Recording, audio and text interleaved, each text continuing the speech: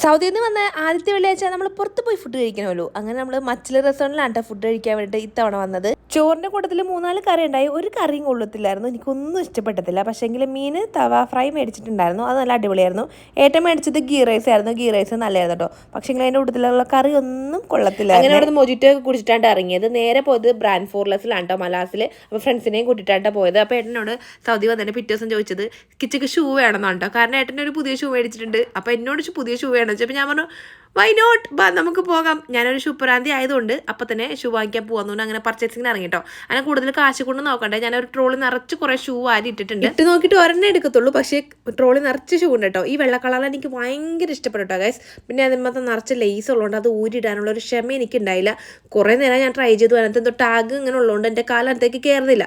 പിന്നെ ഞാൻ ആ ശ്രമം ഉപേക്ഷിച്ചിട്ട് എനിക്ക് ഭയങ്കര ഇഷ്ടപ്പെട്ടായിരുന്നു ആ ഒരു ഷൂസാണോ ബൂട്ടാണോ എന്നറിയില്ല. കാണാൻ നല്ല ചേരുണ്ടായി, പക്ഷേങ്കിൽ എടുത്തില്ല ഗൈസ്. ഇടാനുള്ള ക്ഷമയില്ലാത്തതുകൊണ്ടും എൻ്റെ കാലിൽ കയറാത്തതുകൊണ്ടും ഞാനത് ഇവിടെ നിന്ന് ഉപേക്ഷിച്ചു. ഞാൻ ഈ ഇട്ടുകൊണ്ട് വന്ന ബൂട്ട് എന്നോട് കുറേ പേര് എവിടെ നിന്നാണ് വാങ്ങിച്ചതെന്ന് ചോദിച്ചിട്ടുണ്ടായി. നമ്മൾ മുറബാൽ ഉലു എന്നാണ് മേടിച്ചിട്ടുണ്ടായത്. 110 റിയാലോ എന്തോ ആണ് അന്ന് ആയതുണ്ടായത്. 2 കൊല്ലമായിട്ടാണ് മേടിച്ചിട്ട്. അപ്പോൾ ഇങ്ങനത്തെ മോഡൽ ഷൂസൊക്കെ ഉണ്ട് എനിക്കിഷ്ടം. പിന്നെ അവിടെ നിന്ന് പറഞ്ഞ് എടുത്തിട്ട് ഞാൻ പോകുന്നു ഗൈസ്. അപ്പോൾ അത്രയുള്ളൂ. ടാറ്റ.